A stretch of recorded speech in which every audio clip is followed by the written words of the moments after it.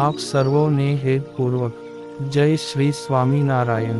આજની સત્સંગ કથા વાર્તા નિજ મંદિર સાવરકુંડલા। આજની સત્સંગ કથા વાર્તામાં આપણે ચરિત્ર કથા અંતર્ગત સુંદરજીભાઈની પ્રસંગ વાર્તા સાંભળશું। કુંકાવાવ ગામે લુહાણા જ્ઞાતિમાં ઠક્કર સુંદરજીભાઈ ગીલા નામે ખૂબ સારા હરિભક્ત હતા। સુંદરજીભાઈ વ્યવહારે દુબળા હતા। સમર્થ સદ્ગુરુ બાલ મુકુંદદાસ સ્વામીના આશીર્વાદે સુંદરજીભાઈનો વ્યવહાર સારો થયો હતો। પછી અવસ્થા થતાં સુંદરજીભાઈને શરીરે મંદવાડ આવ્યો। ત્યારે સુંદરજીભાઈએ સ્વામીને પત્ર લખ્યો કે સ્વામી, મારે શરીરે સારું નથી, આપ મને દર્શન દેવા પધારો। તે સુંદરજીની વિનંતી સાંભળીને સ્વામી કુંકાવાવ પધાર્યા અને સુંદરજીભાઈને દર્શન દીધા। સ્વામી સાથે આત્મનિવેદી હેત હોય તે એમના દર્શન માત્રથી સુંદરજીભાઈનો મંદવાડ દૂર થયો। આ સુંદરજીભાઈ પૂર્વજન્મના કોઈ ભારે પુણ્યશાળી જીવ હતા, પરંતુ તેઓનું શરીર સાજું માંદું રહ્યા કરતું હતું।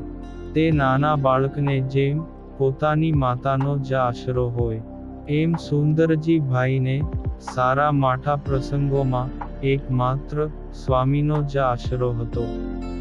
આમ સુંદરજીભાઈ અવારનવાર સ્વામીને કાગળ લખીને કુંકાવાવ તેડાવતા।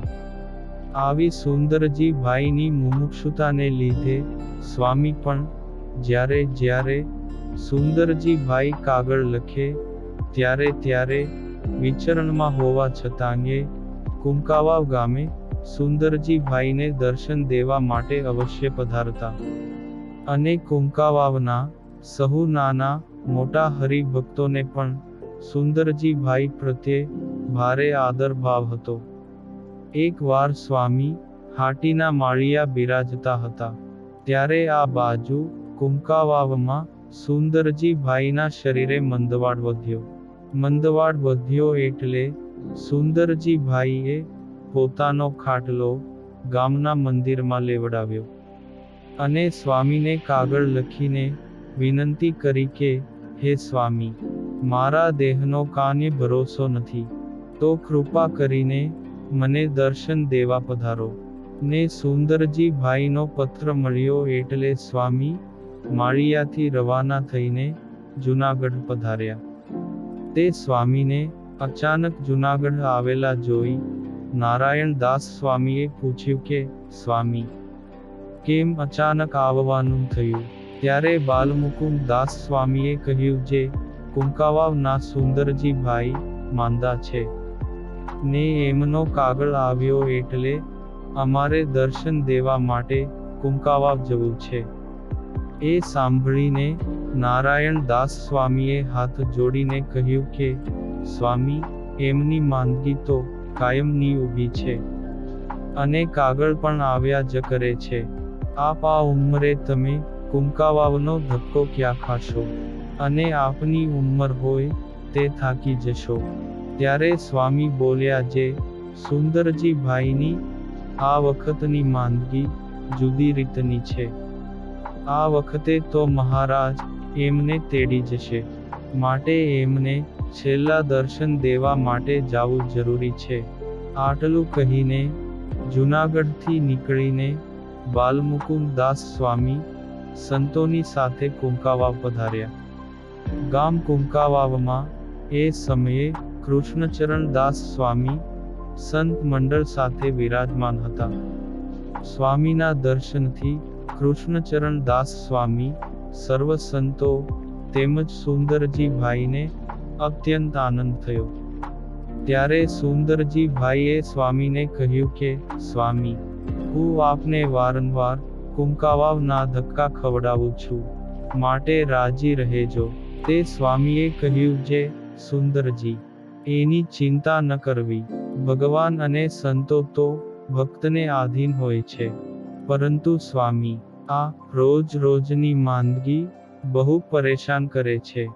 હવે કૃપા કરીને તમે મને ધામમાં મોકલી દો। ત્યારે સ્વામી પ્રસન્ન ચિત્તે બોલ્યા કે, સુંદરજી, આ માંદગી તો મહારાજે તમારી કસર કાઢવા મોકલી છે, અને તમારો જીવ હવે ચોખ્ખો થયો છે. એમ કહીને સ્વામીએ સુંદરજી ભાઈના દીકરા દામોદરને બોલાવ્યો અને કહ્યું કે, દામોદર, આજે સાંજના 6 વાગ્યે મહારાજ તારા બાપાને ધામમાં તેડી જશે, માટે તમે સૌ પરિવારજનો વહેલા જમી પરવારીને 6 વાગ્યા પહેલા મંદિરે આવી જજો. આ પ્રમાણે પરિવારજનો મંદિરમાં હાજર થઈ ગયા. એટલે સ્વામીએ કહ્યું કે, સુંદરજી, અમે તમને ધામમાં વળાવવા જ આવ્યા છીએ. આજે સાંજે મહારાજ તમને ધામમાં તેડી જશે, માટે હવે મહારાજની મૂર્તિ સિવાય બીજે ક્યાંને મન રાખશો નહીં. ત્યારે સુંદરજી ભાઈએ કહ્યું કે, ભલે સ્વામી, મહારાજ મને તેડી જાય ને હું તો અબ ઘડી તૈયાર છું. પછી સુંદરજી ભાઈનો ધામમાં જવાનો સમય નજીક આવ્યો. એટલે સુંદરજી ભાઈએ પોતાના દીકરા દામોદરને કહ્યું કે, તું મારા વતી બધા સંતોની પૂજા કરીને ધોતિયા ઓઢાડ. ત્યારે દામોદરે સ્વામી તથા બધા સંતોની પૂજા કરીને ધોતિયા ઓઢાડ્યા. તે સુંદરજી ભાઈ કહે જે, એલા દામોદર, આ બાઈઓનું નવું મંદિર થાય છે, એમાં રૂપિયા 200 આપજે. બીજું, ઘરમાં તાંબાની ગોળી છે, તે આ મંદિરમાં આપી દેજે. સુંદરજી ભાઈ આ રીતે જાતની ભલામણ કરવા લાગ્યા. ત્યારે સ્વામી બોલ્યા કે, સુંદરજી, હવે બધા સંકલ્પો પડતા મૂકો અને મહારાજમાં મન રાખો.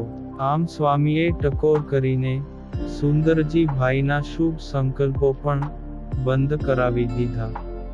અને સ્વામીએ દામોદરને કહ્યું કે, દામોદર, સુંદરજી ભાઈનો ધામમાં જવાનો સમય નજીક છે, માટે એમનો ખાટલો ઘરે લઈ જાવ. ત્યારે સુંદરજી ભાઈએ કહ્યું કે, સ્વામી, કૃપા કરીને મને ઘેર ન મોકલો, મારે તો મંદિરમાં જ દેહ મૂકવો છે. આટલું બોલતાની સાથે જ સુંદરજી ભાઈની સર્વે વૃત્તિઓ પાછી વળી ગઈ અને દેહનું ભાન ભૂલાઈ ગયું. વળી સૂતક લાગે અને ઠાકોરજીની સેવા પૂજામાં બાધા આવે, માટે સ્વામીએ દામોદરને કહ્યું કે, દામોદર, મંદિરમાંથી તારા પિતાને ઘેર લઈ જાવ. તમે ઘરે પહોંચશો એટલી વાર સુધીમાં તો શ્રીજી મહારાજ એમને ધામમાં તેડી જશે. આવી સ્વામીની આજ્ઞા થઈ. એટલે દામોદર અને એમના સગાન વહાલાઓ સુંદરજી ભાઈને ઘરે લઈ ગયા. અને જેવા ઘરે પહોંચ્યા એ જ સમયે શ્રીજી મહારાજ સુંદરજી ભાઈને ધામમાં તેડી ગયા.